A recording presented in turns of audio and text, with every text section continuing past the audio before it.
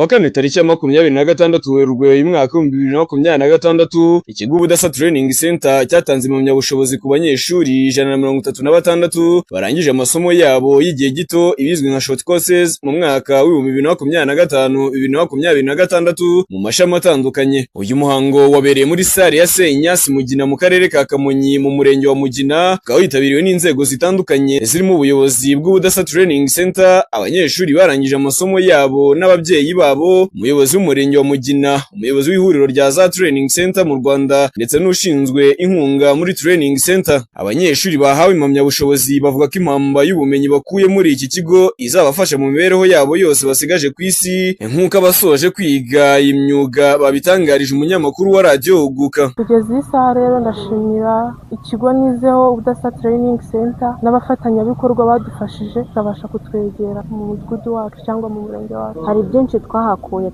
ubumenyi bugiye no gukomeza kudufasha kwiteza imbere mu bijyanye no gushakisha amafaranga. Ni iby'agaciro nyine kuba umuntu aba abonye ikintu nk'iki ngiki, aba ari ibintu bikomeye cyane. Bakomeza bavuga kandi ko bamwe mu rubyiruko rukigenda bigura intege ndetse bakanenga biga imyuga y'ubumenyi ngiro y'igihe gito, bavuga ko nta kintu kirimo, bababwira ko iyo myumvire ikwiye guhinduka, dore ko abayisoje kuri ubu aribo bakeneye ku isoko ry'umurimo, dore ko aribo bari guhatana. Babwira ni ugutinyuka bakaza bakajya kwiga imyuga, kuko n'imyuga ni ikintu cyiza cyane cyane nk'ibi byacu abantu b'abahungu bakunda kubitinya ngo nta muhungu wiga guteka, ariko ibintu bijyanye no guteka ni byiza cyane. Byaba byiza rero n'umuntu ugitekereza ko umwuga nta kintu yaba ari guta umwanya, ahubwo aje muri cya gihe bya bindi yize bitaratanga umusaruro yajya yikorana bya bindi by'amaboko yiwe kandi bigakora. Bagomba kureba imbere bakiga umwuga kuko ni ingenzi mu minsi iri imbere kandi na n'ubu nyine bakeneye. Buri mwaka ibigo bitandukanye bishyira ku isoko ry'umurimo abanyeshuri benshi, kandi ibigo byigisha imyuga y'ubumenyi ngiro nabyo bigakomeza kwiyongera umunsi ku wundi, ibituma bamwe mu bashinga ibyo bigo bahangayikishwa n'uko bashobora kuzafunga batamaze kabiri. Twizerimana Marcel, umuyobozi w'Ubudasa Training Center, wavuga ko iri shuri ndetse n'izindi Training Center muri rusange bifite umwihariko bitandukaniyeho n'ibindi bigo, dore ko bo bakira abacikirije amashuri, abatazi gusoma, abarangije amashuri ndetse n'abandi bari hejuru y'imyaka 16, tutibagiwe n'abamaze gushaka. Kiruta ibindi ariko bagafasha abahasoje kubona akazi mu buryo bworoshye, ibituma badahangayikishwa n'uko bashobora kubura ababagana. Bishyira imbaraga cyane mu buryo bwo gukora kuruta kwigisha teori. Dushobora kwigisha uri umuntu utazi gusoma no kwandika, kuko twe tumwigisha gukora. Ni ukuvuga ngo turebye ibyiciro by'abantu dufata twebwe, nize na primaire nayirangije, abo turabafata, yacikije amashuri se wenda yabyariye iwabo, nta bundi bushobozi nta ashobora kwiga, tukamufata tukamwigisha gukora karaga umunyamwuga. Ikindi twebwe dushakira abanyeshuri bacu stage ko twarazikurikirana. Muri stage twabafasha no gushaka akazi. Ntabwo wabonye umubare munini w'abantu bagaraduwetinze, harimo benshi afite icyo cyakabiri mu kazi. Nahandi biba byavuye nuko dukurikirana stage zabo, then twafasha. Aha Twizerimana aragaruka ku mavu n'amavuko y'ikigo Ubudasa Training Center kimaze kuba ubukombe mu mirenge itandukanye y'igihugu, ndetse anagaruka kuri Training Center Union muri rusange. Ikigo cyatangiye mu mwaka wa 2019, tangira gikora imirimo isanzwe ya business nka company, business zarimo bijyanye n'ubudozi, amatoriye n'amasaro. Nyuma kuko abantu bajyaga baza kwigira muri za toriye na saro, kugira ngo babone uko tubihindura centre de formation cyangwa se training center. Aho rero hava igitekerezo cyo gukora training center, itangira mu Gatsata, yagura imiryango ijya gukorera muri Kamonyi. Muri Kamonyi maze gukora mu mirenge igera kuri 5 irimo Runda, Rugarika, Remera, Rukoma, Mugina na Kayenzi. Tumaze kwigisha abagera mu bihumbi 5940. Uyu munsi kuri no branche ya Mugina hasoje 106 bari mu byiciro bitandukanye, ko nabivuze, ubukanishi, mu budozi, mu byo gutunganya imisatsi n'ubwiza ndetse no mu by'amahoteli. Ni gahunda tudikora kugira ngo dutange umusanzu wacu mu iterambere ry'igihugu, ariko twe tukabyuza mu kwigisha abantu imyuga, urubyiruko cyane, bityo bakabasha kwiteza imbere bakaba mu bushomeri. Twifuza gushika kure hashoboka, niyo mpamvu dukangurira abantu bose kutugana kugira ngo tubigishe. Dufite ubushobozi bwo kwigisha byibuze kuri branche yangaha abantu nka 300, ariko nk'ubwo wabyo ko barangije ni 106. Rero ntago abantu barabyumva cyane ngo batugane, ariko twizeye ko bizakunda kandi barazatugana. Umutumwa bwatanzwe na Emmanuel Habiyaremye, umuyobozi wa za Training Center mu Rwanda, yagaragaje ko nubwo abana barangije amasomo yabo mu by'ukuri ko bagikeneye ubufasha bw'ababyeyi, bityo ko ababyeyi badakwiye kumva ko babacukije, ahubwo ko bagomba gukomeza kubafasha kugeza babonye akazi nabo bakagera aho bigeze. Aba bana bafite ubushobozi bwo kwihangira umurimo mubibafashijemo. Uyu mwana ashobora kubwira ati mama wanjye, papa wanjye, ndangije kwiga ariko bonye imashini yo kudoda, nagenda yari muri atelier nkayishyiramo nkishyura iseta nkadoda nkiteza imbere. Umubyeyi ati narakubyaye narakwishyuriye waracutse reka nishyure barumuna bawe uzayishakire nushaka uzajye mu buraya ni akazi kawe wowe naragucukije.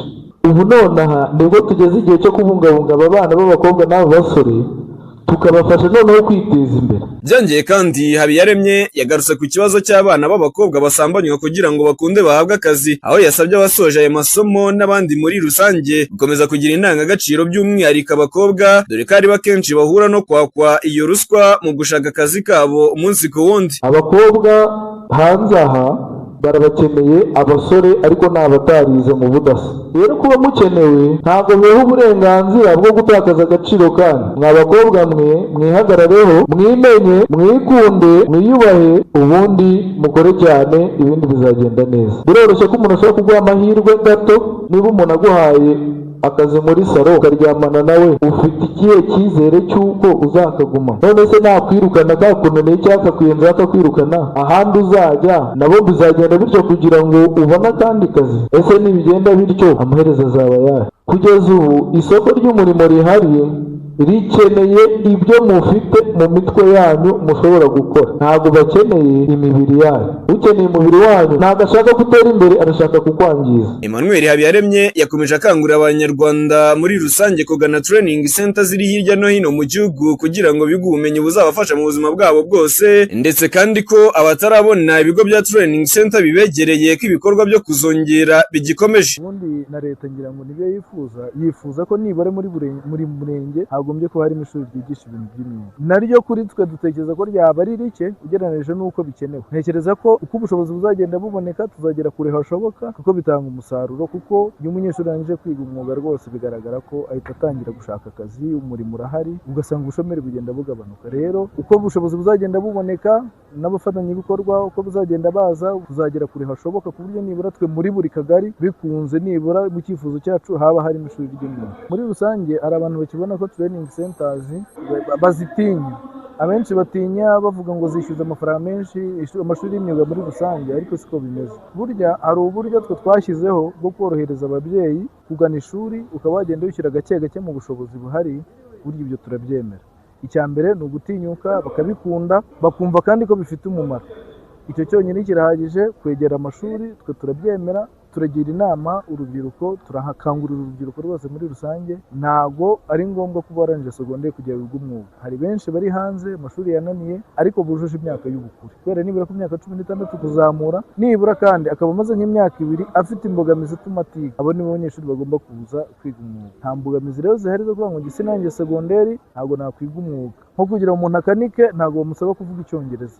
Gusuka umukiriya ntabwo bisaba ko uba warize amashuri asanzwe, kuko ntabwo bakubwira ngo banza uvuge icyongereza kugira ngo ubashe gusuka umukiriya. Ikindi bagomba kumenya, ntabwo bisaba igishoro, kuko umukiriya uje gukoresha yizanira ibikoresho, aguha amafaranga ukagura menshi. Umuntu azanye imodoka azana ibikoresho bye akagura. Muri rusange rero nta kigoranye na kimwe kirimo. Abantu bose nibumve ko umwuga ari akazi, bihutire kwiga umwuga, bakangurira baze biga umwuga bose, n'ababyeyi bakuru baze biga umwuga, kuko niho igihugu kigana. Rero ubyifuza wese, kandi n'igihugu kigira inama urubyiruko, kigira inama abantu bose kwiga umwuga. Niryo terambere ry'igihugu rwose nibaza. Ku buryo nibura dushobora gusohora nk'abantu 1000 nibura mu mwaka babashije kwiga umwuga. Ibyo byatuma nibura igihugu kigabanya gahunda y'ubushomeri, kikongera nibura urubyiruko rwinjiza amafaranga. Imibare igaragaza neza ko nibura 75% by'abanyeshuri banyuze kwiga umwuga bose bagira ikintu binjiza. Udakoze akazi ka leta cyangwa ngo aboneye akazi kamuhemba ku kwezi arikorera. Rero bigaragara ko uko imibare yacu yagenda yiyongera byagira umuzigo munini bigabanya kuri leta, kuko rwose bigaragara ko urangije umwuga abona umurimo. Kugeza ubu ibigo bya training center byigisha imyuga itandukanye irimo iy'ubudozi, ubutetsi, gukanika, ibijyanye n'amahoteli cyangwa se hospitality, gutunganya imisatsi ibizwi nka hairdressing n'ibindi. Bikaba bimaze kwigisha abagera ku 940. Ni mu gihe muri training center y'ubudasa ho hasoje abagera ku 106, harimo 23 biga culinary, 42 biga ibijyanye na hairdressing,